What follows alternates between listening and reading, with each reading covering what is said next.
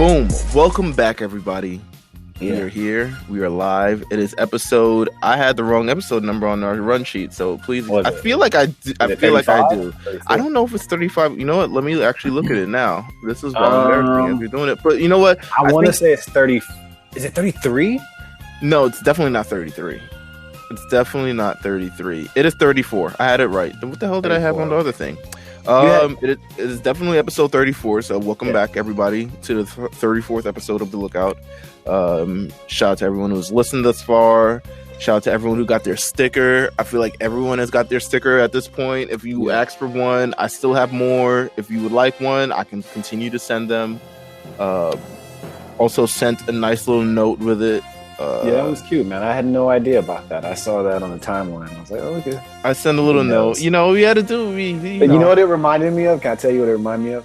Please do. I used to, back in the day, well, you would know, but Blockbuster used to sell CDs and shit. So like, I would buy CDs. And you know, back then, you would buy CDs. You open it up, they would have promo for like the next albums to come out that year. Yeah. So like, I bought like a Puff Daddy and the Family album, like the No Way Out project. You open it up, it's like 3 little certificates, like who's dropping next and all that. Room shit. 112 coming up next summer. Right. I thought that something was about faith coming up next. Right. So when I saw the paper that the fans were getting, and you had on there like kind of, you know, what was coming up, that gave me a kick, man. I was laughing at that. Listen, I love everyone. Nice touch, Millsy. I would have loved to have done it better. That was kind of like, I had the idea in it. I didn't have the time to actually do it because I think that was right around. I feel like it was around WrestleMania season. And I'm in full swing with doing multiple podcasts for that. Everyone can listen to the A Show with myself and Justin Davis. I was doing a whole bunch of things. I had a whole bunch going on. And I just, that note, I'm glad I did the note. I wanted to do a little different way, but I can only muster up the note. So shout out to everyone who got it. If you got it, you know what's coming up for the rest of the year pretty much. If you don't, stay subscribed to RNC Radio Live, and you will know what's coming up for the rest of the year because, you know, we're still doing these things. And just make sure you stay subscribed to RNC Radio Live. You can get multiple podcasts that we're a part of. We have Jeff, who's currently on RSPN, the playoff edition, who's currently with Mark, and they're going through the Eastern Conference and the Western Conference and the NBA Finals. And we're going to have some fun all with that. So make sure you stay tuned. Make sure you stay subscribed to the RNC Radio Live for the schedule for that because, you know, things can get crazy at any moment, and you know it's getting hot. It's getting hot. Man. It's getting amazing. Listen, Dame Lillard is having his Gohan moment, and maybe like is that what this is? That's what it feels like. It is what it feels like. Actually, it's funny to say that. Maybe his Super Namekian. I don't know. Whatever. He's getting his moment. He's getting his respect. I think right now. Yeah. So it's pretty cool. You can also listen to The Perfect Play with Huey. He will not actually be in this week because there's something about something in the water festival. It's in Virginia right now, so I'm assuming the entire state of Virginia shut down. I don't know how Virginia works. Maybe. But he said he's going to be covering that, so you can make sure to look out for The Perfect Play next week. But make sure you can check out all the old episodes of Perfect Play. He's really putting on for his city, really interviewing a lot of dope artists and creators and all these other people in Virginia. If you would just like to just listen to a podcast that's so like just culture from other places, I really do gotta admire that. Recommend people check out this podcast. Also check out, what do we have? We have the Cable Box with Fifi, who's been on the podcast. Pat, of course, the Dragon Ball fan himself. He's going over Barry season 2, so definitely check that out. I believe it's bi-weekly every Monday, so you'll be able to check that out. We also have late fees because it is Avengers week right now. They decided to go through the ringer. They locked themselves. Go ahead. We're me and Mark, you know, we spoke, it was yesterday or the day before yesterday, you know, obviously when we're recording. He's like, yeah, man, we cannot record on Thursday, can we? I was like, no, not really. we both kind of locked in on Endgame on Thursday night, so we were recording on a different night. So I'm on Friday night, so yeah, I'm on the first showing. I got the first showing on Thursday. Really? I'm in that bitch, yeah. I couldn't get it. I'm on Friday night. I'm not mad at it. Friday night is a great movie night. I'm one of those like AMC You know, like they. Do you have the recline seats? Yeah, I know your ass is a recline seat ass motherfucker, man. They email me like the pre-sale stuff and all that. So, all right, this is random, and this has nothing to do with Dragon Ball. Are you a movie snacks person? Yeah, I like at my movie theater at the AMC. They got the little the little corn dogs, the little mini corn dogs. Okay, I really like those things, man. All right, I don't know what it is about them. Those mini corn dogs. I'm not like a huge candy or chocolate person in general. No, I'm not at the theater. No, so they're like $5 a box. I mean, I'm not a huge candy chocolate person outside of the movies, but like I'm not really buying it there unless I'm with somebody or like whatever. But a drink is even tough for me because I don't like getting up to pee. But it's a 3-hour movie. I will. Yeah, I know. I'm definitely gonna get up to pee during Avengers. I'll find a cool point where it's like, all right, I can tell I can get up. It's 3 hours. I mean, at any point you do it in the middle of the movie, you still got like an hour and a half to go. So like, exactly. You should be fine. I'm personally, I like popcorn a little bit. I never finish it, or I finish it before the movie starts. I don't know. I never finish my shit. My shit goes with me sometimes. I like old movie popcorn. That is so funny. It's not that bad. You gotta take it. Nachos. I love the nachos. It just is what it is. I'm not corn gleezies, man. Corn gleezies. But yes, the Late Fees crew have locked themselves in the hyperbolic time chamber to watch all the MCU movies leading up to Endgame. So definitely check out Late Fees from last week. But did you do that with Dragon Ball? Could I do? Well, you mean shit? You mean like watch all the episodes or watch all the movies? Nah, I'm in the movies. No, I don't think I could. I couldn't do it, bro. It'd be very difficult to get through. Yeah, movies. Not because I couldn't sit and watch them, because some of the content is not worth sitting and watching. No, obviously not. I'm not watching Bio Broly. I might tap out after that. Let's not forget, you got to watch Evolution one more time if you do that. Ooh. let's not forget. I had questions the first time. That means this is an absolute no. This is absolute no. Yeah, it's a no. It's a no. But shout out to the Late Fees crew for doing that. That's Cam. That's Eric. That's Justin. That's Pat. And yeah, just keep more content down the pipeline. We got playlists galore. We got everything coming. So it's just make sure you stay tuned to RNC Radio Live. I know that was a long intro, but nonetheless, we are here. Got it all. Now we can actually discuss what we're here for, and it's something different for us at least. Yeah, I mean, so this episode we're definitely going over the manga and the latest manga chapters because there's just been so much going on. I feel like anything new. We are dying to talk about this franchise. Listen, we are. So we're gonna talk 100%. About the manga today.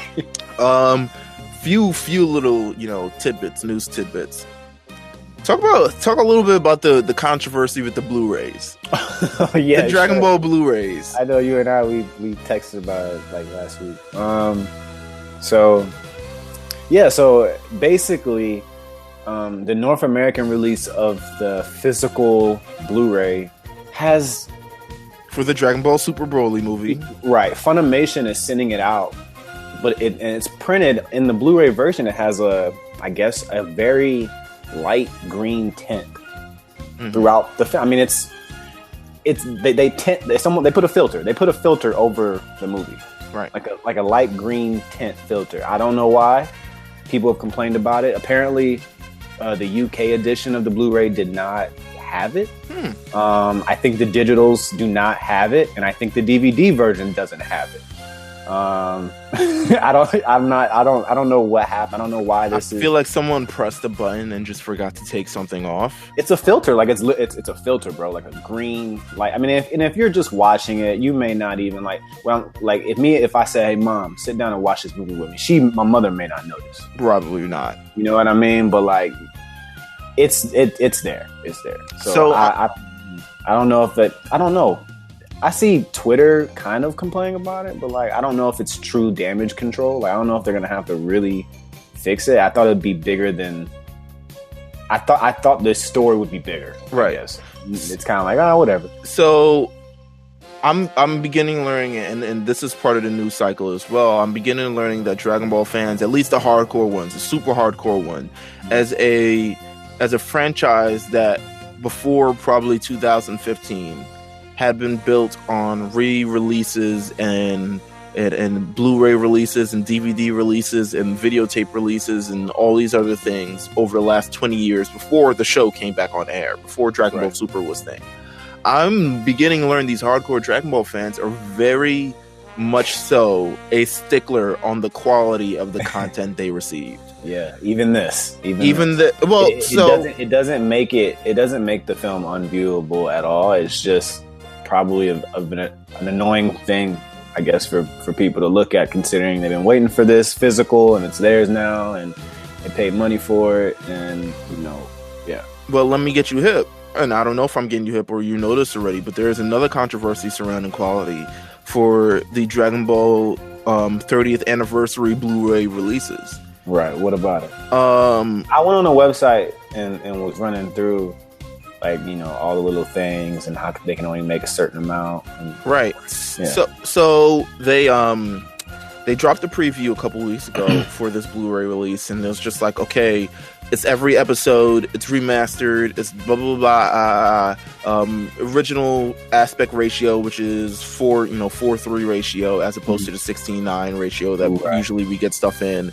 A lot of fans are complaining about the quality of it because of the pixel rate and the grain that is now because of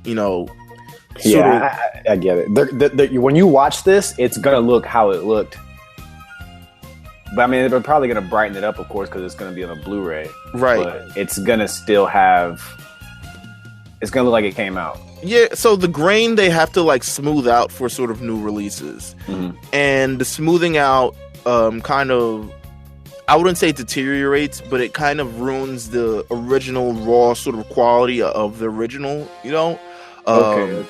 So there's for instance, it's it happened in Kai, but it's not as much as it is now.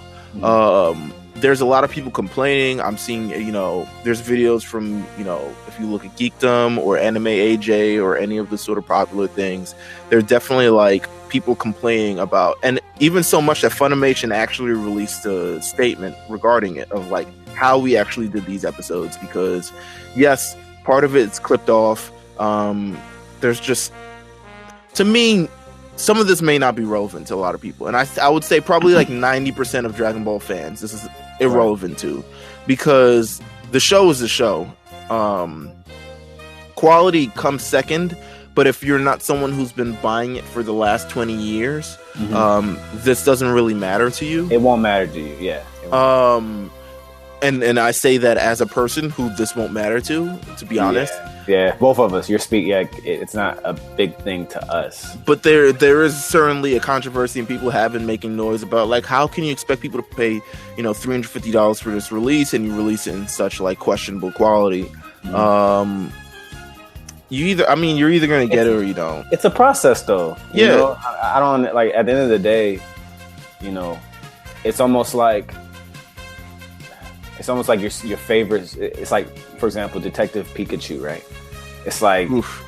Right, I'm scared to see that movie. No, and I hear what you're saying, but the movie's gonna do numbers. It may not be what you and I had our intentional thought of the first Pokemon live action film would be. It may not be what you and I thought, but it is what it is, and there's nothing we can do about it. Right. You know what I'm saying? It's almost like you take it or you leave it. I mean, if you're not with it, then move on. But is it going to hurt the hardcore fan who's been a fan for 20 years? I mean, probably not. You either get it or you don't. I don't know what to tell you. Yeah, I'm gonna still buy it, bro, if I can at least. They released details on the Dragon Ball Z 30th Anniversary Collector's Edition. It includes every episode, so all 4 arcs. It's cool. Every episode, uncensored.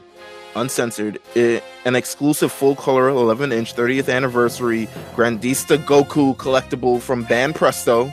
Bada boom, bada boom. So you have that to look forward to. A full-size hardback art book, which is actually that's what I want. I want the most. Yeah, that's what I want the most. Like when I saw that, I was like, yeah, I'll pay. I was like, what?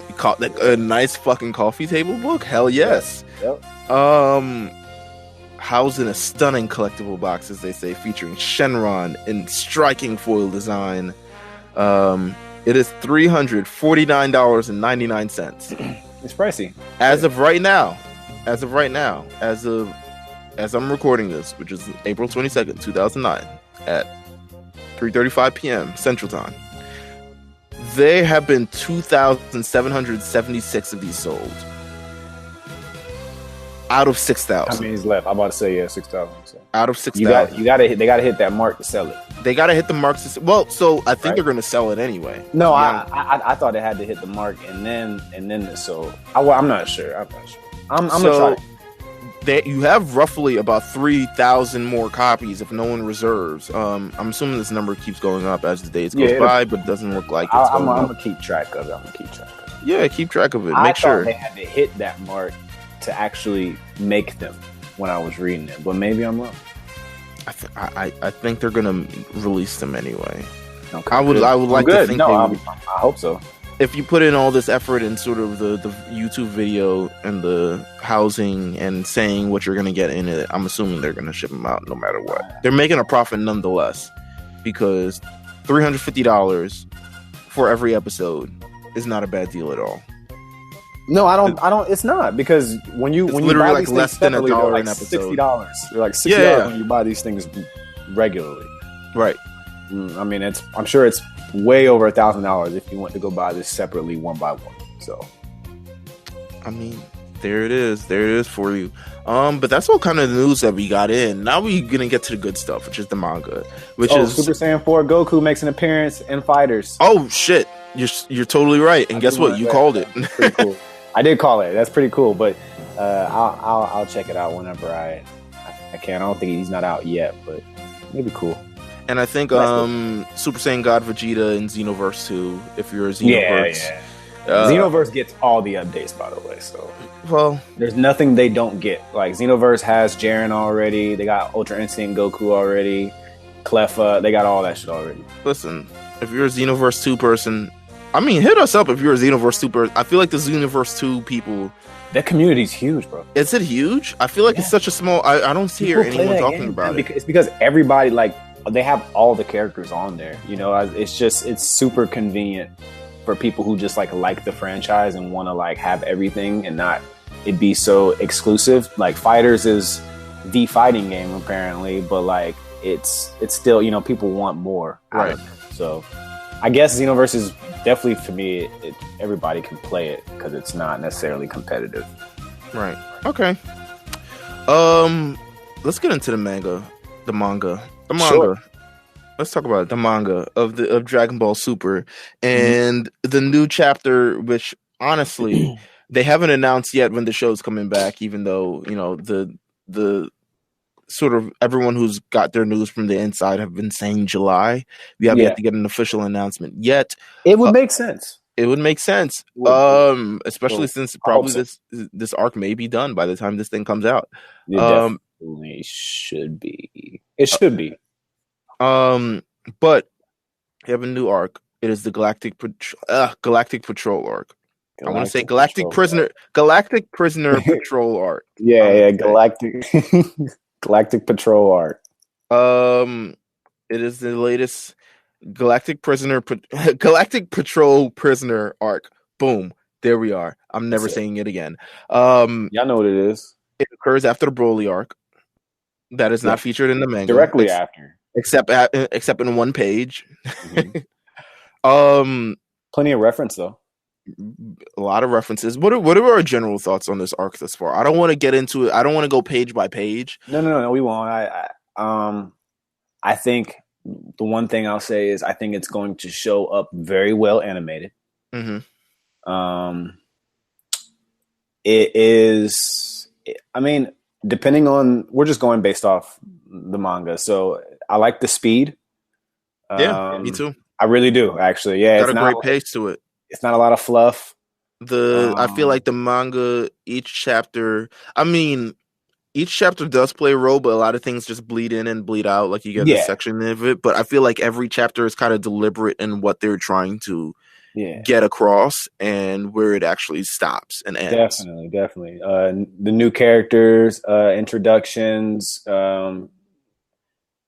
I enjoy a lot of it, actually. I mean, there's some side characters I always wonder, like, man, do you even have a purpose, or are you just here for this? But like when you read the actual manga and they introduce new characters to you, and just based off their dialogue alone, you can tell how deep they're going to go in this chapter, or in the whole series in general. So the characters that were introduced, they made perfect sense.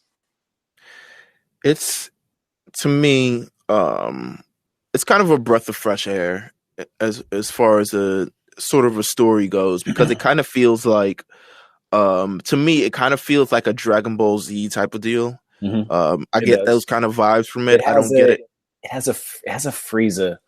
It has a Frieza thing feel to it to me. And I think it's mainly because it's not I feel like it's this entirely new villain, which is something we've never, and believe it or not, in Dragon Ball Super, we have not seen an entirely new, like, sort of design, new villain, new character, new purpose, new nothing like that. I mean, we've had, Beerus came in, he did his thing. But he's kind of on our side now. Yeah, he's a good guy now. Yeah. And Goku Black is just really kind of Goku, and it's a clone. It is what it is. This is kind of like a full new character. This will go up probably. This will probably stand more closer to the Boos and the Freezes and the Cell exactly than anyone else. Yeah, the new face of evil in a sense. Yes, Moro. It's so much.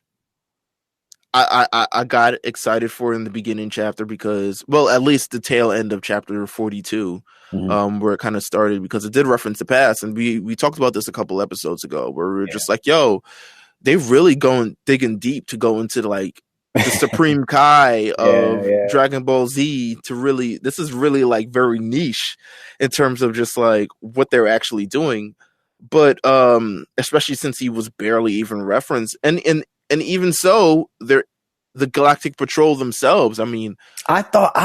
Listen, when the Galactic Patrol was first introduced to us, I thought it was just. I had no idea they were going to take it deep and give them like actual backstory. I really didn't care for it either. I just thought it was kind of like, because Jocko's Jocko. Because Jocko's Jocko, right? I just thought, another comic relief character with some importance here and there. Right. He'll lead us to some information we need here and there, but he's never going to lead a saga. You know what I'm saying? And this is different, and they make Jocko very interesting, and they make the Galactic Patrol cool. Right. We get introduced to it. All. The sort of the main premise of this is that a villain has escaped. A very bad villain has escaped the Galactic Patrol prison. They need the Supreme Kai who defeated him before to be able to defeat him again. Unfortunately, that Supreme Kai has been absorbed by Majin Buu millions and centuries ago. Back in the day. So now we need to steal Buu so we can beat Moro. Right, so he beat Moro, basically. And now Vegeta and Goku are pulled into this just by coincidence, just by Mr. Satan calling them and say, hey, some guys are mugging Buu. Like, can you guys come over here? Yeah, I'm sure we'll get more like in depth on, how that came to be when we get the animated series. Right. Oh, yeah. I expect them to flesh this out. Yeah, definitely. Just kind of... that'll be 3 episodes alone. Right, because... and I feel like we'll even get probably some filler before that, to be honest with you. Definitely, dude. It's going to be a good 10 episodes, this part alone. Yeah, because some things are made for TV and some things are made for manga, and you can't drag out something you have to read. You can't drag out introducing Goku and Vegeta again, and right. Like it's just not worth it. Them being at home, probably have some episode where they have to babysit together and some shit like that. We're talking 20 extra pages, guys. Oh yeah, 100%. But we get introduced to the Galactic Patrol, and probably the most interesting person is Maris. Maris is introduced. He is the strongest person on the Galactic Patrol. He's got a half what do we call it? Like a micro what is it thing? His hair? Yeah. His hair is trash. He doesn't have it's like a weird micro bang. There we go. But the bang falls around the entire head. You know how I learned the term of, I think it's actually called the micro bang. I'm not sure. It is called the micro bang. You know how I learned that? How'd you learn that? From Paramore, and Haley Williams had it. Yeah, she that was her look. where the whole head is just a bang. Yeah. So he has this micro bang. It's not cool, but it's original. Whatever. But the rest of his look is cool though. Literally, without I like the way he looks, but the hair is not it for me. Maris is obviously the coolest, strongest, most probably he seems like he's very straightforward. He seems like the silent cool guy, like very stoic in a sense, but has some cool maneuvers to him. His actions are very, heroic. Right. They had pretty much they had an entire chapter dedicated to introducing him. Yeah. But literally, I mean, they do. I will say this about his character: like they do play him off to be like. You remember when we first met Supreme Kai? Yes. We weren't sure. Like this reminds me a lot of that. Like his introduction to me is like, okay, they played him out to be. They kept saying how mysterious he was, and Vegeta's kind of like, who is this guy? Him on, yeah. Why can't I sense how fast he moves? Right. Like, why can't I sense him? Period. right. Trying to make him look stronger than like I hear what they're trying to do. I just don't want us to like get to the main point of this guy, and he's just really a nobody. But from what we've seen, but I'm just saying, if you read, from 42 to 47 or whatever, 46. I mean, it seems like he's legit. No, I mean, it seems like he's legit. He's a, but I thought that way about Supreme Kai too. No, well, Supreme Kai, we never actually saw Supreme Kai in action. We've seen this guy in action. No, but still, man. Personalities, man. This guy's confident, man. He's confident because he's the leader of the Galactic Patrol. This is the real deal, man. He's gotta be confident though. He's gotta be name. when you're the leader of the thing, and there's kind of like he has his own special, rules to him. You can't really sense him. He has a lot of cool it's not so much cool moves or techniques, at least not yet. He has a gun. He has cool accessories like a gun and and then some other stuff we'll talk about later. And some moves. So he's introduced in, I believe it's chapter 43.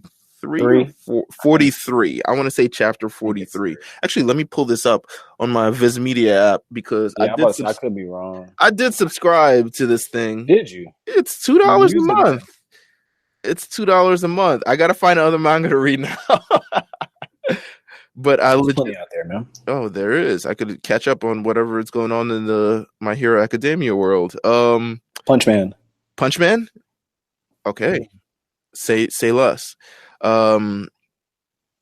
We get no. He's introduced in chapter sort of 44. The entire like. Oh, okay. The next one. I guess. Really? Okay. Well. Let me see. Let me take a look back. No, it's 43. I'm bugging. Okay, I was about to say 44. I was like, no way. I am big bugging. So because 44 was no. Okay. They get off on the big planet. People are still I don't know. They're trying to steal vibranium or what the fuck they're trying to steal at this point. Maris is like, okay, I'll handle this. Very sleek, very cool. He fights a guy named Pasta and Penne, which Pasta. And Penne, which is amazing to me. Dragon Ball is just never going to run out of food. Do you have any? Yeah, I know, right? Do you have any? Oh, just wait until we talk about Cranberry. But did you have anything to say about these two low profile characters. I mean, so they're low profile. I'm glad they're interweaving into the plot somehow because they're the guy who kind of spills the beans on Moro's motivations or what his motivations could be. But they're really just a point of show. I feel like they'll be back. Maybe. Who knows? As some fun, weak villain shit. Yeah. But they're your run-of-the-mill villains trying to steal something, almost get away with it. Maris comes in, stops them. Vegeta in awe. Vegeta's still like who is this guy? Yeah. Vegeta's still tripping off this. He's like, yo, I know Goku stopped him, but you still had him beat and he didn't even have to. Like secretly, like they pulled up behind Vegeta with the strap. Oh, knocked him out too. Oof. Vegeta was like, man, you know he was pissed. He's probably low key hot about that shit. He's just like, yo, who is this guy? I'm the strongest in the world. Who is this guy? No, I need to know who is this guy. Like that's what I'm hearing from Vegeta. Who is this guy? Still to this day, who is this guy? He's got he's like pretty much, I don't know if he's the Batman of this art. He may be. But would you be mad if he was like incorporated within a lot more things in the future? No, I think he will be. I just feel like Vegeta talks about him way too much. I just don't get, like, I understand that they're trying to find a way to, develop his character and tell us about it, but I just feel like there's just more to it. And I mean, when we talk about Moro later, and the altercation between they had a quick little Miras and him, and even that scene was like, okay, like, what are you really? Like, come on, man. Right. If you do not know, Miras is apparently a traditional dried squid snack from Japan. So, if you needed, didn't know that. So he's made out of the actual name is dried squid. Yeah, I'm assuming so. Have you ever had squid before? No. It's not bad. Probably never will, to be honest with you. Not bad. It's not bad. Let's get into the next major character we have to release, and we've already talked about him a little bit before, but Moro. Moro is the new villain. He is the new face of evil. He is a goat, human, monkey sort of deal. Kind of reminded me of, I don't know if you remember Billy from Adventure Time. Kind of reminded me of that. But this guy is just way more sinister. I'll say this for the what separates him from past villains. I feel like a lot of past villains had the combat prowess of being like fighters and known as fighters. Yeah. This guy kind of is, but I feel like the majority of him and what makes him so scary isn't the fighting or the combat skills. It's the fact that he's a wizard and has all these fucking powers. He's a wizard. He's a high-powered Bobby, Yeah. He's Bobby with, like, who can fight and abs and shit. Yeah. For me, when I first saw the leaks and, like, the pictures of him, I wasn't sure if it was going to be like when you're trying to figure out if it's like a low-level villain or like something really serious. And, like, he's clearly serious.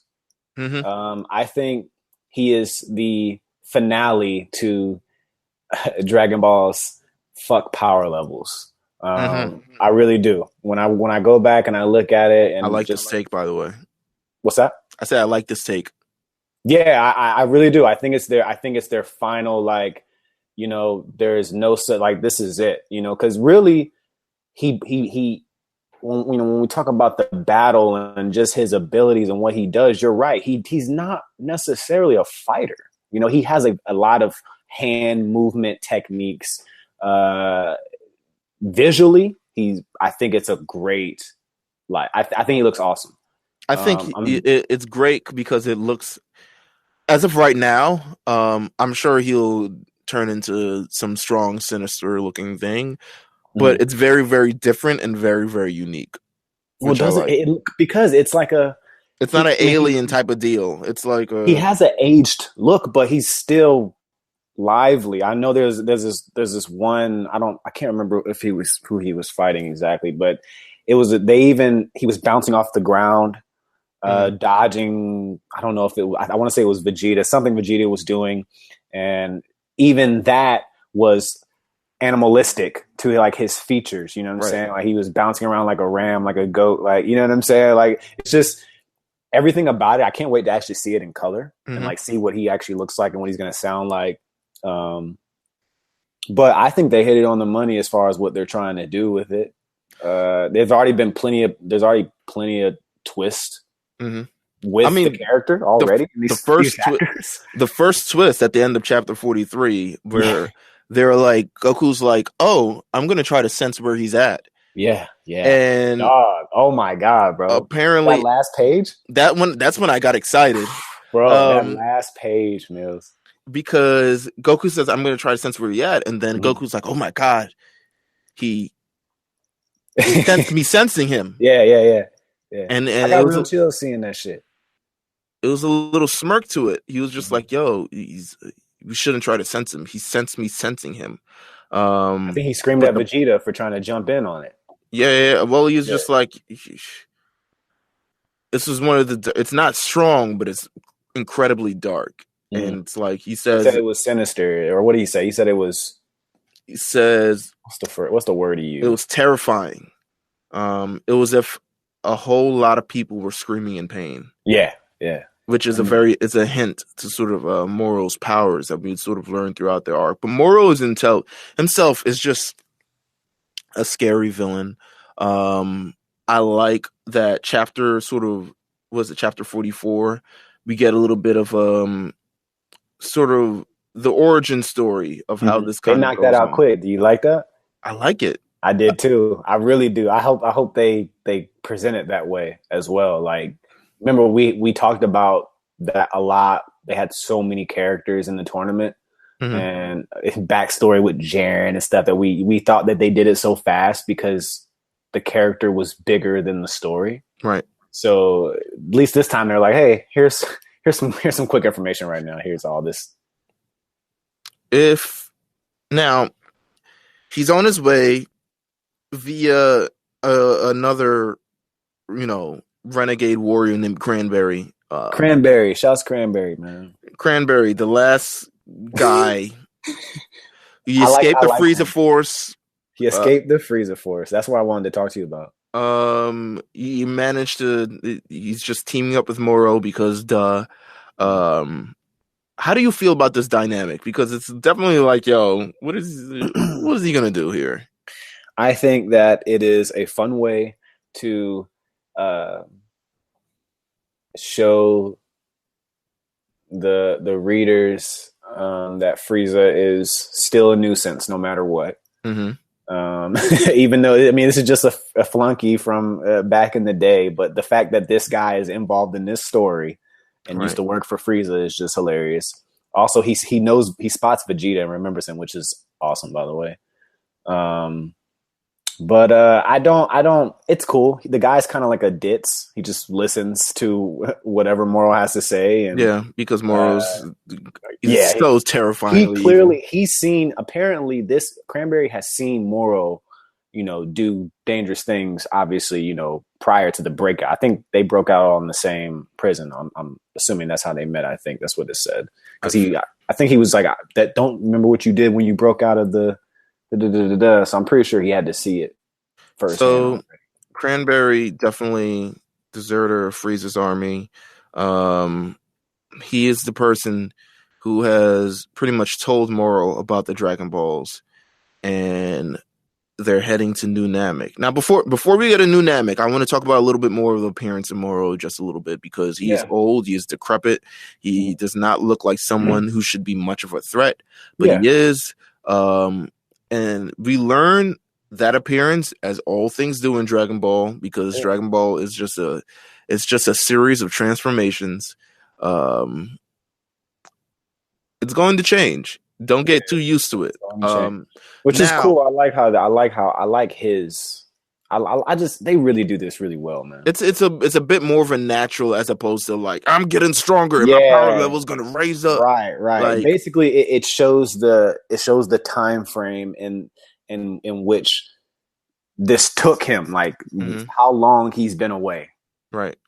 it shows more that he needs sustenance to be able to become stronger, and that's really the scariest thing about him, is that he absorbs the life energy of all things around. And we learn that when Goku and Vegeta decide, we're going to meet this guy on planet New Namek, we're going to meet this guy there before getting all the details, and that's when we learn that they have no idea of the scary power that this man, or this just being holds. Let's talk about New Namek. I'm excited Namek is back. Yeah, man, New Namek. Unfortunate for them, they seem to be, they seem to be aight for a minute. Man, not much longer. New Namek, bro. As long as they have Dragon Balls, there will always be some person targeting them. But Moro's on there as a, on the way to the Dragon Balls. Now, have they revealed what his wish was going to be? Not yet. It wasn't at that point. It was like it was. Remember, the wish didn't get announced until he was talking to Vegeta. Right. He didn't say that he was going, but it was no, it was no. Because Pasta Cranberry asked him in the ship though. Yeah, he was like, "What's your wish going to be?" Oh yeah, he didn't want to tell him. Pasta, and Penne and all the other villains was like, if he's heading towards Namek, he's probably going for those Dragon Balls. And then yes, you're right. Cranberry does definitely ask him like, "Yo, what's your wish going to be?" He's like, "I only need one. I don't really care. Yeah. I don't need you even after this. Yeah. I'm gonna keep it close to the vest if you don't mind."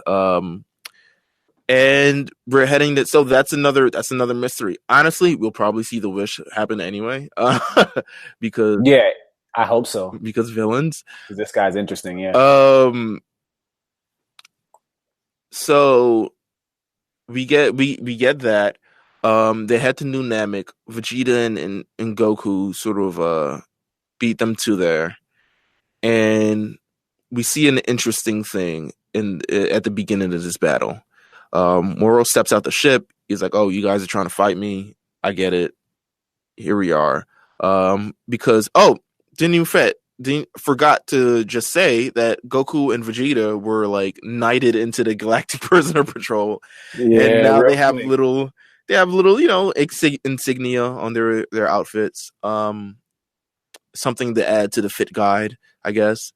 Joko tried to get him to put on some whack shit. They was like, "No, give me a mark." Yeah, sorry, Jacko. They reach a ship. Moro's just like, "You guys can't beat me." And first thing I'm gonna do is I'm gonna grab this child and try to kill him. And it's just like, damn, that is crazy. Vegeta, he didn't even say it like that. Nah, that's not what happened. He used his magic to grab this kid by the neck. Psychic abilities. And then he goes, "Don't worry, guys. It's just food. Give me 1 second." That's all he said, man. And then Goku flipped out. Goku had a vein in his head, but Vegeta was the first one to strike. I know, but if you look at Moro's face, he's like, "What are y'all? Like, calm down, man. I'm trying to eat, man." He says, "Worry not. This is merely food." And everyone's like, "Yo, what is going on here?" Vegeta ain't like that shit, huh? Vegeta kicked him out of his hand and saves the Namekian.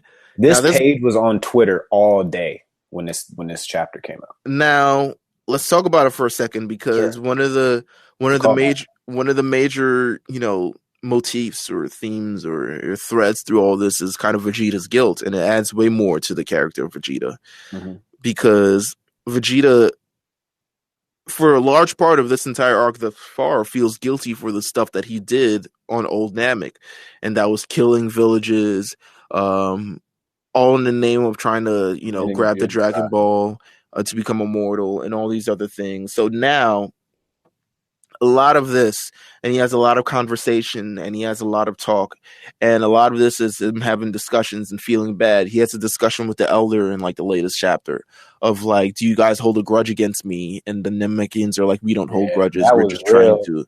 That was a deep ass scene, man. It's asking the Namekians if they feel a certain way about him. Yeah, I mean, it's deep, man. He's trying to atone for all his sins, apparently, and it's just he doesn't want Namek. He doesn't want Namek to get. He's done so bad, and he's done so much to this planet, He doesn't want to see that anymore, and he actually wants to make up for it. And he's like, listen, I'm going to stop Moro if it takes everything that I got to save these Namekians, which is cool. It's the full-fledged good guy Vegeta, man. Full-fledged. Like, we talk about that 360, man. He's all the way there. He's there. I also love the Dragon Balls being the focus of this arc again. It's nice. It's nice that it comes back. I love how they just keep finding unique ways to add the Dragon Balls into the story properly and me not be like, why is this about Dragon Balls again? I have not been able to say that in a long time, and I'm okay with it. Well, I'm luckily no one thus far has told him about the Super Dragon Balls. I know, right? He's just going for the regular or normal Dragon Balls. Another mess. But nonetheless, new Namek is back. I can't wait to see how this looks in the anime, just because it's like we haven't been at Namek in a while. It's a nice little throwback. I don't care about Namek as much as you. Really? But I'm always for, new atmosphere, new environment to blow up. But Namek is so pretty. Namek has that light green, nice atmosphere. Green skies, blue grass. But the people are trash, man. Well, yes, the people are trash. And the gosh. Why? I don't understand. I'm still trying to understand why we put some of the most valuable things in the world on this planet with some of the weakest people. I don't get it. Well, they're not. So here's the thing. They're a civilization just like any other civilization. Now, they're not a warrior civilization. Not necessarily, no. They're just we need to move the Dragon Balls, man. Enough of this shit, man. They're just going to keep happening. All right, so they're just green, just cool people who's just like, yo, this is what we are. We're just trying to live and prosper in peace, and people come and try to steal our Dragon Balls. These Dragon Balls are meant for, a higher purpose. We are the one who created them, by the way. Even Earth wouldn't have a set of Dragon Balls without the Namekians. So Moro don't want to hear that shit, man. Thank God he doesn't know about the Earth Dragon Balls, huh? He ain't been to Earth yet, man. He ain't been to Earth yet. No. Not yet. Wait till you get there and see how much energy there is. He gonna be. You think he will? Oh my God, that'll be. No, but I'm just saying he isn't. Again, we could talk about Moro probably for a whole episode, but like, we still got some more to talk about. But I know, but I'm just saying, like, he's an energy based character. He is reverse Goku, like, is the reverse Goku. Like, it's just like he uses energy, but in the total opposite way Goku does. It is whatever the spur bomb is, but evil. And it's like he would be perfect on Earth. You know what I'm saying? Literally. So he's selfish. He's someone who wants all the energy. He needs it for himself, so he can create a better himself. And it's not energy for the people, and it's not for the good of the universe. It's solely for himself. Which he's very like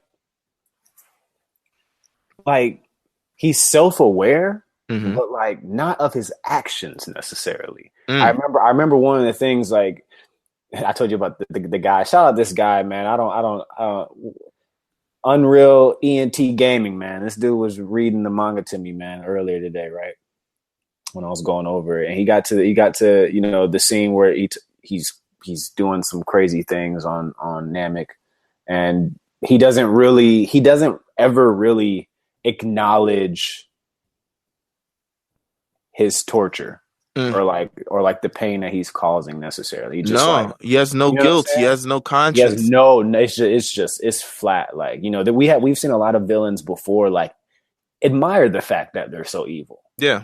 A lot of reasons, a lot of more like, of course I'm supposed to be like this. You know what I'm saying? He's more like, I don't have to talk about it. This is what I do. He's like, y'all are inconsequential, to be honest with you. Yeah.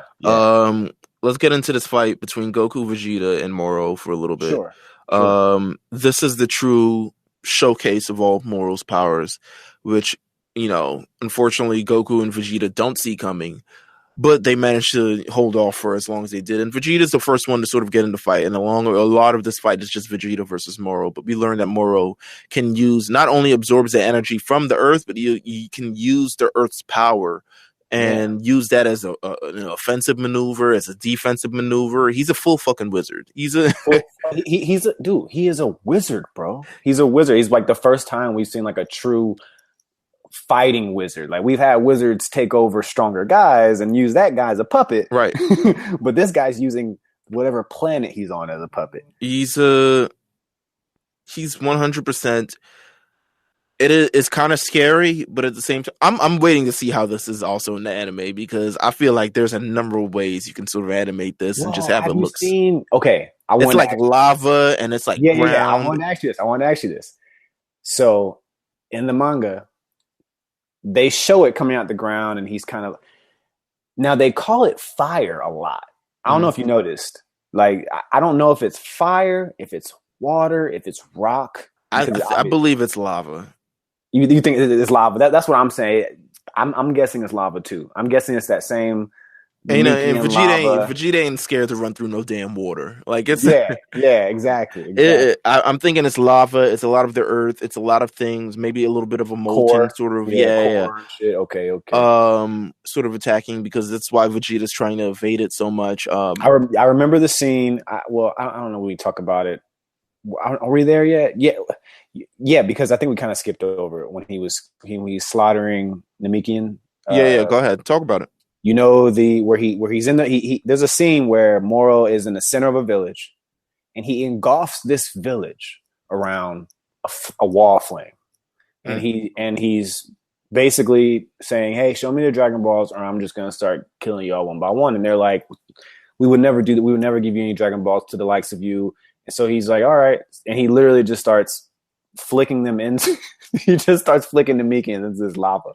It is insane. And then Cranberry's like, guys, just tell us where it is. So we'll get to it, because there's a very go ahead. There's a very hilarious part that comes up. I thought so. So Vegeta's just like, he's using his ploy. He went Super Saiyan 2, apparently. I'm trying to fight this. He goes Super Saiyan God in a sense, and it's just like, oh, I'm not able to beat you. Damn, that is crazy. He didn't really start getting going until Blue. No. But he was just like, yo, I can't even beat you. I'm no match. Tell me your plan, though. Yeah. This is weird Vegeta for me. If you let me know your plan, and I might be on board, to be honest with you. And he's just like, why would you want to know my plan? He was like, yo, just say it, because like I'm interested. Moro's like, oh, you want me to tell you my plan before I kill you, eh? It's just like, totally, that is 100% right. I can't even just imagine a world of not knowing what your motivations are before you kill me. Okay, then here's everything. Dragon Balls, my powers, that. All this other stuff. I need to regain my form. I'm used to be younger and stronger and sexier. Yeah. And now I'm no longer. My beard used to be I used to have the Drake beard, and now I have this like long goat looking shit. But Vegeta's like, oh, actually, that is not my final form. Word to Frieza. Yeah. You have not seen my final form yet. Turns blue. Gets it cracking. Yeah. Gets it on and popping. Punches him right in his fucking shit. Yeah. He's beating his ass for a little bit. He's beating his ass until I think he went into his the Mystic, or whatever it's called. I don't think he went into that yet. I don't know though. They could do some funny thing. I don't know if he goes into that yet. Vegeta's he's scooting around, he's skating around. He thinks he's got him. But then they realize that he can no longer turn back. After he powers down, you realize they can no longer power back up. And that is because Moro is absorbing the power of the earth, and anyone who fucking touches the earth and just from the ground beneath them, he's absorbing their power. And he's just like, yo. Well, let's talk about that cool page. There's a cool page when Goku realizes it. Yeah.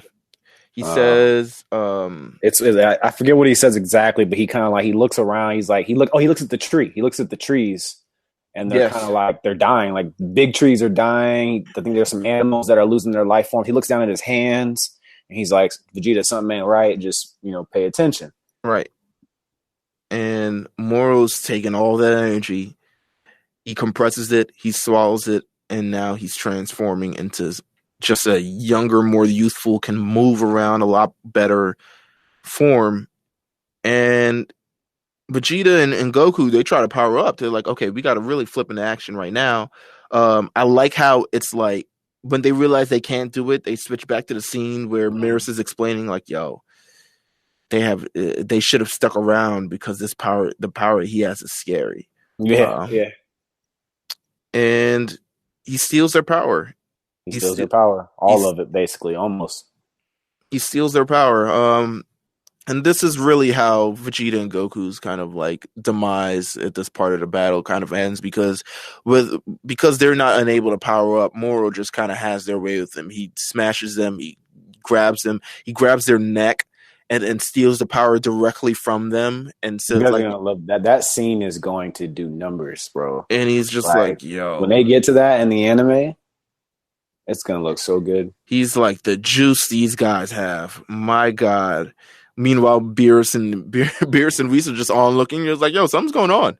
He was like, oh, well, someone's destroying a planet. Thank God. No, I don't have to do it. That Beerus section is going to be 15, 20 minutes of an episode. This man Beerus has been so bored. That he has been having a fishing contest with a fish for fish. Literally, that is what Beerus has been doing this whole time. Oh my God, that's how bored he is. Listen, when Moro absorbs the power, his form just continues to grow. He looks a lot better now. He's got a couple abs, beard got shorter. A lot of different things. So, do you like the path that they're going with his transformation? It looks like he's basically de-aging back to his young man self. The more energy that he gets, which is cool, because now I'm curious the way he's going to look at a final form. Yeah, as am I, and I think it's very, very cool. I think it's very natural, very organic, instead of some unexplained transformation where he just goes.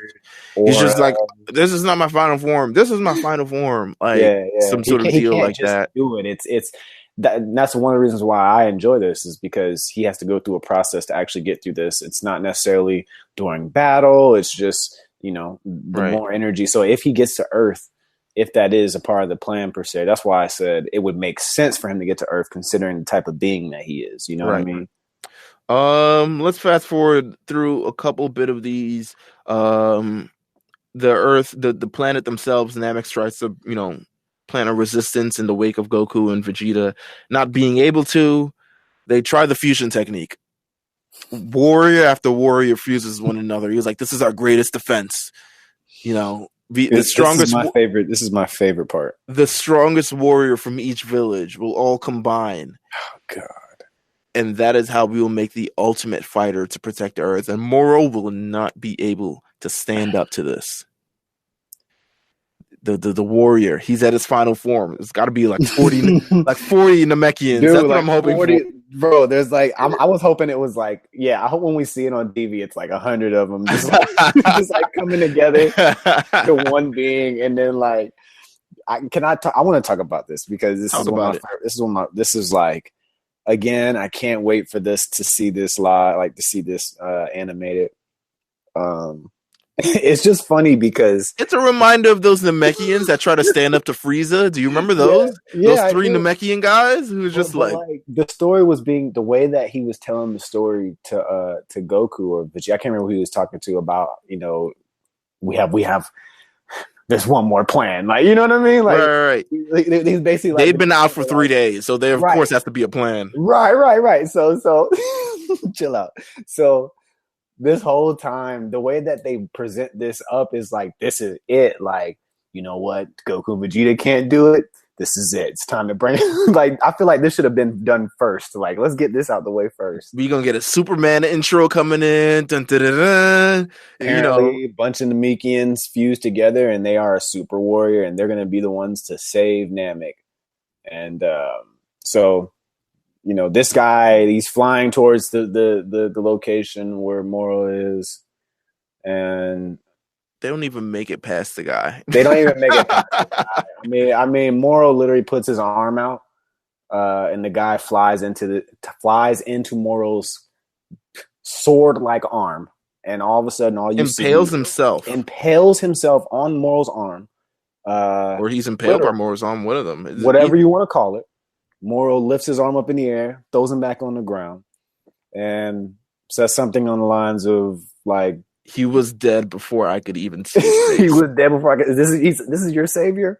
He said, "My apologies." He was dead before I even got to see his face. Damn, Dog, that was some of the hardest shit I read. Like, that's when I was truly into his character. At that point, I was like, I'm in. I'm sold. Bodies needed to hit the floor, and Bodies had to hit the floor, and a body has hit the floor. It is scary on Namek right now. It is crazy insane. Y'all got to read this page, man. Y'all got to read this page. Was that? I feel like that was chapter 45. It was chapter 46. Was it 46? It was chapter 46, because now the latest chapter is chapter 47, where we're following up, and it's sort of chapter 47. It's very cool because now it seems like we kind of have a solution, but I don't think it's going to be the solution.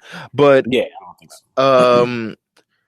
Curious to what happens though. Moro's just like, we got 6 Dragon Balls now. I got to find the 7th. I think with legitimately him absorbing all those people or sharpening his skills, because now he can sense exactly where the Dragon Balls are. Scary, bro. I'm glad you just said that. Okay. Has there been anybody who can sense Dragon Balls? No. Directly? No.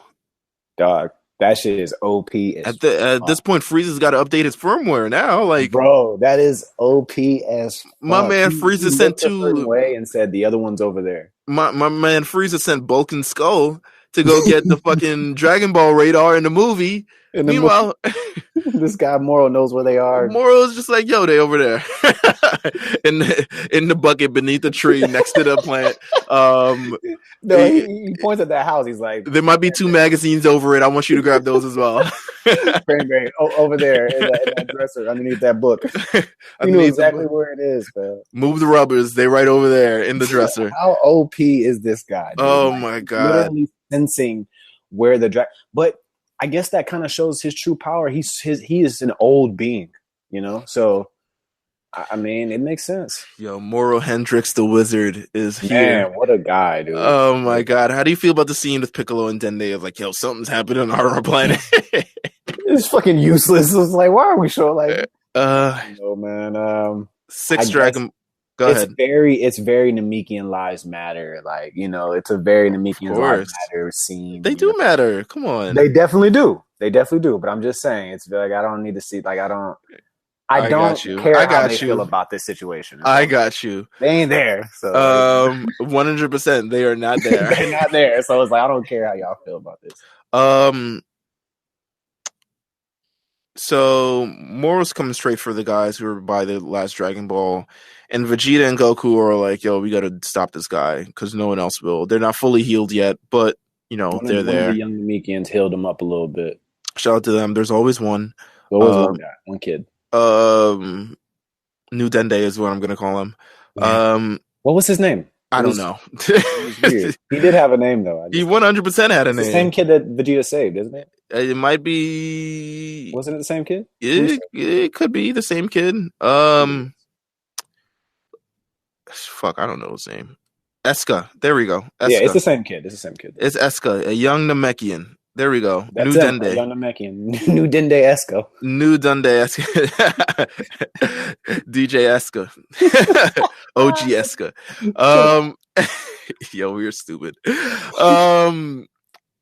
Let's see. So Vegeta and Goku try to stop him off with the pass. And then we get the ship. The Galactic Patrol is here. Cue the music. They got to have some cool music. I hope so. They will. They will definitely have music.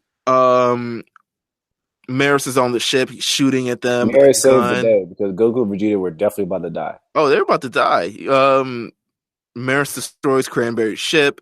Boom, boom. Shooting off. Flying through the air, dodging, things. Yeah, this guy's like OP. We don't know nothing about Maris still, like, but for whatever reason, he can jump on beams and he has blasters on his feet. This man was he? I couldn't understand that page. Did you see that? He got blasters on his feet. Yeah, he was dodging the beams that. He was just dodging them, right? Yeah. He essentially jumped. Maris was shooting the beams at him, and he just jumped and started flying through them. Okay. I thought this motherfucker was hopping chi. Like, no. He got rocket feet and shit. He got rocket feet. He don't know how to actually fly. They've developed some sort of capture device for Moro, which is great. Yeah. It's a plan. A much better plan than the Namekian one, I'll tell you that. Yeah. Let's all fuse together. Oh my! He just killed 100 guys in one now. He says, "Okay, so we got I'm not that." gonna get over that. I can't wait to see that live, dude. I'm not gonna get over that shit. Now part 2 of our plan: Jocko, get Boo off the ship. Boo comes out. He's still sleeping, but boom, boom, boom. They have used hypnotism. This is it. They have used. Let's see. How you feel about this? Jocko says our organization has got a galactically licensed medium hypnotist and aromatherapist. Just so you know, this is 10 minutes easy, guys, on an episode.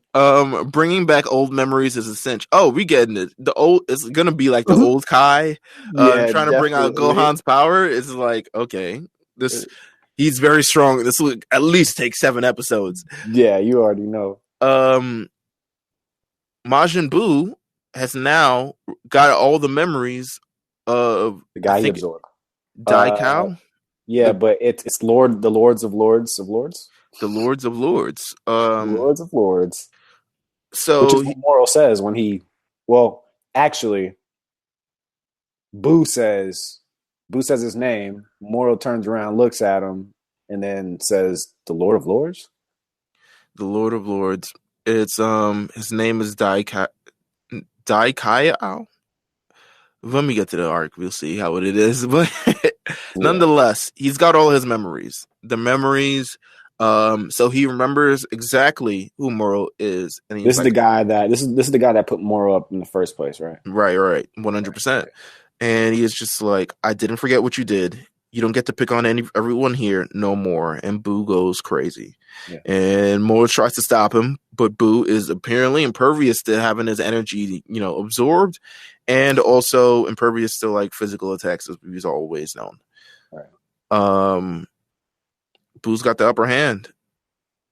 He is laying the smack down, and that is the end of chapter 47, the latest chapter. Boo is the real deal. Although this just, I don't know, man. Predictions? What are your predictions? Because my prediction is this doesn't last that long. You want me to give my prediction? Let's talk about it. I think Boo dies. I think Boo is killed. Yeah, I think Boo gets. I think this is the end. I think this is the end of Majin. Whoa, Boo. That's my big. God one. Right, wait a minute, he can't die. He's in GT. Hey man, it's over, man. Majin Buu, this is it for him. I feel like this is the end. I don't think Majin Buu will win. If you're asking me, no, I do not think he will win. He's definitely not going to win. I think he's going to die. I think this is it. He's going to be completely obliterated. Although he did jump through lava in this chapter. I think there will be another major sacrifice. I'm honestly thinking Maris might die. You think that's what if they, you know what? I think there's another major sacrifice that needs to happen because he has to reach to another level. Like he has to reach his final form. By the way, they still have no idea how to use the Dragon Balls, even though they've got all 7 of them. No, that's the one thing they have not mentioned. So I don't think Cranberry knows how to do it. I mean, he hasn't said anything in the likings of like him knowing. He just knows the story of them because he worked for Frieza. But even back then, Frieza didn't know how, did he? You know what? My prediction might have to change. I think with this planet being with Boo essentially getting the upper hand, he's going to say, "I'm taking this planet now." Everyone might have to escape. Oh, interesting. I don't know. I don't know. I feel like there's a major sacrifice will happen because he needs to get stronger, and that is how he gets stronger. So a major sacrifice will happen. He will also still need to be able to use the Dragon Balls, which I'm not sure if he can do with Namek's dead or if the people aren't on it. So maybe my prediction is fucked up. Moro's gonna eat Majin Buu, man. You think he's gonna eat Majin Buu? It might be Maris. It's perfect. It's the perfect. Not Maris. Moro. I'm sorry. Moro's gonna eat Majin Buu, man. It's perfect, man. Majin Buu's always eating somebody else, man. He about to get eaten. That would be trash. I would hate it because this is our only action of Majin Buu we get this entire arc. Besides, I know he hasn't fought barely any in Super. Yeah, at all. So no, I mean, I think that if his demise is to come, this is it. But I don't know, man. Obviously, this isn't the end. I'm pretty sure we know that. How it ends, this is like up in the air. It's tough for me to see. They've already shrunken, Blue, God. I mean, I don't. It's tough to kind of like figure out what's next. You know what I mean? I know me and you text earlier about people and the 17. You said this was an android's fight, and I was like, "Boy, it is an android's right?" Fight. Yeah, it's an android's fight, man. Although that scene with Beerus is interesting to me. Do you feel like you will get involved? I do. I think if anything, it's his fight. I think the 17 really. Stuff, I think the 17 stuff is a bit of a reach. It would be too awesome. You know what I mean? It's almost like too perfect, like to have 17 come in and like handle this. But like, I don't know. It just seems strange to me that this guy is just way too powerful, bro. I mean, he's already bodied the Goku Blue, Red, or not Goku Blue because Goku couldn't transform, but right. He's already bodied Vegeta and all of his forms for the most part. He's clearly all powerful, maybe one of the most gifted from a technique standpoint villains that we've ever seen. It definitely has Beerus written all over it. I mean, but I don't know. Beerus doesn't get involved. I feel like he's been the majority of this entire thing has been comic relief, and he doesn't tend to get involved in like mortal activities unless unless things reach to a god level, which is like in the Dragon Ball, Black Arc, where he had to kill that other god because he was wilding. Unless things reach to that level, you just don't think we've gotten to that point yet. No. It would have to be like Moro says, like, I want to become a god of destruction, and then Beerus is like, excuse me. To be fair, I guess that's fair because he did all Beerus really said was, he said Namekian's planet dying. Oh, he's doing the work for me. So you're right about that. That is like turn that up. Come on. Yeah, he basically was like, turn it up. I don't have to do it. But with this character, they can really go anywhere they want to go. Yeah. I like that. There isn't a lot of other like Z Warrior talk. Like nobody else is really involved in this. I think we'll get some people. You think so? I mean, it seems a bit out of like everyone's jurisdiction. Like I don't know. Like, are we going to get to Earth? I feel like we might. If we get, know what? I don't. I feel like I don't see no other reason for anybody to come to Namek besides like maybe a Piccolo or Dende per se. They're gonna have to get in if they're going with the androids. They're gonna have to pick up the androids somewhere. And hey man, pick up the androids. Pick up 17, 18, have them fuse, and let's get this shit popping, man. Then they wish them, new Namek back because that's new Namek back with the Dragon Balls that you got have collected, something like that. But if Goku and Vegeta escape back to Earth, he's going to find them. Yeah, this one's weird. It's different. He's very powerful. He can sense a lot of different things. He's not at his full power yet, and he's stronger than everybody that we've seen. So, right. I don't know. It's weird. This is very interesting conundrum that we're in, but we're excited. We're excited with the new Galactic Patrol prisoner arc. We're excited with everything that's sort of coming up. Next month, we will be beginning back the Tien Shinhan saga. Yeah.